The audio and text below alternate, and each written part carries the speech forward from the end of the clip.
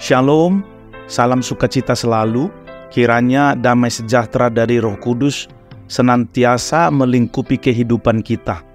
Sebelum kita belajar kebenaran firman Tuhan, marilah kita berdoa. Bapa yang baik, Bapa dalam nama Tuhan Yesus Kristus, Bapa yang penuh kasih. Terima kasih atas kesempatan yang indah ini untuk kami dapat bersama-sama dalam renungan harian ini. Kami datang di hadapan-Mu dengan hati yang terbuka, mengharapkan firman-Mu yang akan mengisi dan menguatkan kami. Bapa Surgawi, kami merindukan kehadiran-Mu dalam setiap langkah hidup kami. Tuntunlah kami dalam memahami firman-Mu dengan lebih mendalam. Berilah kami pengertian yang bijaksana, agar kami dapat melakukan firman-Mu dalam kehidupan sehari-hari. Kami juga memohon kiranya Engkau menjaga dan memelihara keteguhan iman kami. Di tengah tantangan dan godaan dunia ini, kuatkanlah kami agar tetap setia kepadamu. Bantulah kami ya Bapa untuk tidak bergumul sendiri, tetapi berpegang pada kuasa dan kasih-Mu. Saat kami merenungkan firman-Mu, biarlah hati kami terbuka dan diberkati oleh kebenaran-Mu. Berbicaralah kepada kami melalui Roh-Mu, sehingga kami dapat mendengar dan melaksanakan apa yang Engkau ingin sampaikan kepada kami. Kami bersyukur atas segala anugerah dan berkat yang Engkau berikan kepada kami setiap hari. Jadikanlah renungan ini sebagai momen yang khusus dalam mendekatkan diri kepadamu. Terima kasih Bapa, dalam nama Tuhan Yesus Juru Selamat kami berdoa. Amin. Saudaraku yang terkasih dalam Kristus, tema renungan kita hari ini adalah menjaga keteguhan iman yang didasarkan pada Injil Matius 24 ayat 13 yang tertulis demikian. Tetapi orang yang bertahan sampai pada kesudahannya akan selamat. Amin. Saudaraku, sungguh luar biasa memiliki kesempatan untuk kembali bersama dalam renungan hari ini. Mari kita lihat sebuah ayat yang sangat menginspirasi dari Alkitab. Tepatnya dalam kitab Matius 24 ayat 13 yang barusan kita baca. Ayat ini memberikan dorongan dan pengingat tentang betapa pentingnya kita menjaga keteguhan iman dalam perjalanan hidup kita sebagai orang percaya.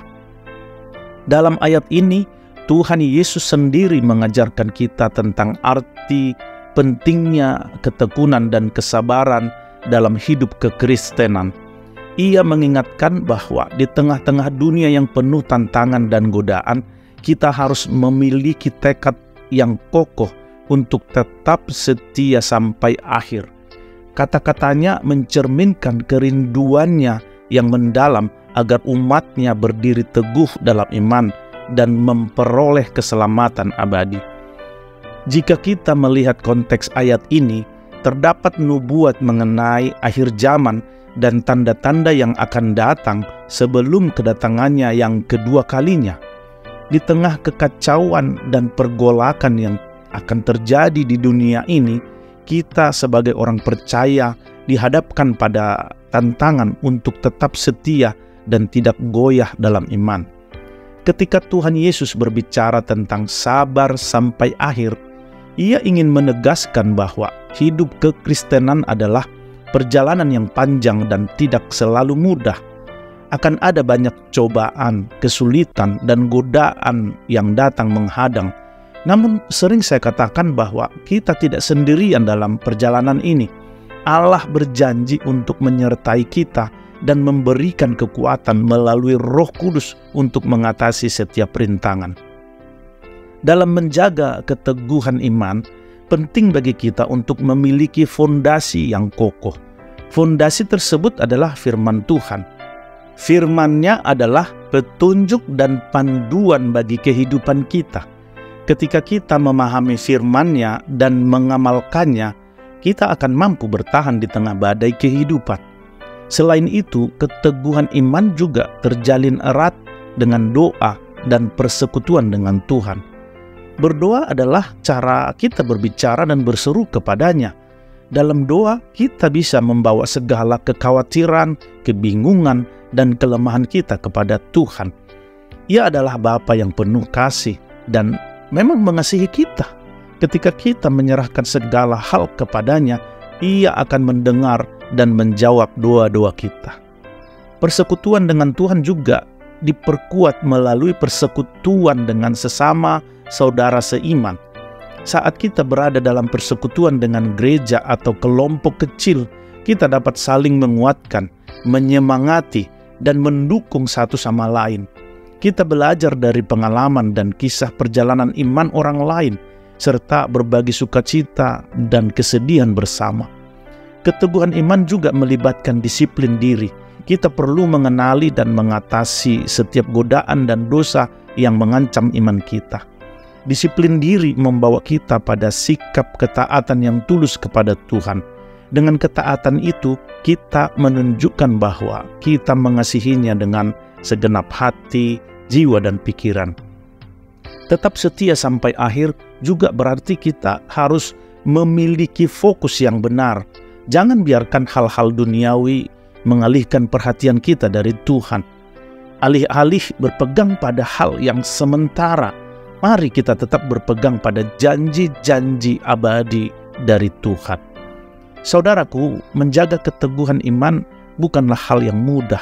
Namun Tuhan berjanji bahwa setiap usaha kita untuk tetap setia akan dihargainya. Ketika kita mengandalkannya sepenuhnya, Ia akan memberikan kekuatan, hikmat, dan penghiburan di setiap langkah perjalanan kita. Sebagai penutup, marilah kita merenungkan kembali ayat ini dalam hati kita. Mari kita bertekad untuk tetap sabar dan teguh dalam iman. Meskipun dunia menghadang, percayalah bahwa Allah setia dan Dia akan menyertai kita dalam setiap langkah perjalanan kita. Dengan ketekunan dan kesabaran, kita akan mencapai tujuan akhir, yaitu keselamatan dalam Kristus. Semoga renungan ini memberi inspirasi dan dorongan bagi kita semua dalam perjalanan iman kita. Mari kita saling mendoakan dan mendukung agar kita semua tetap teguh dalam mengikuti Kristus. Mari kita berdoa.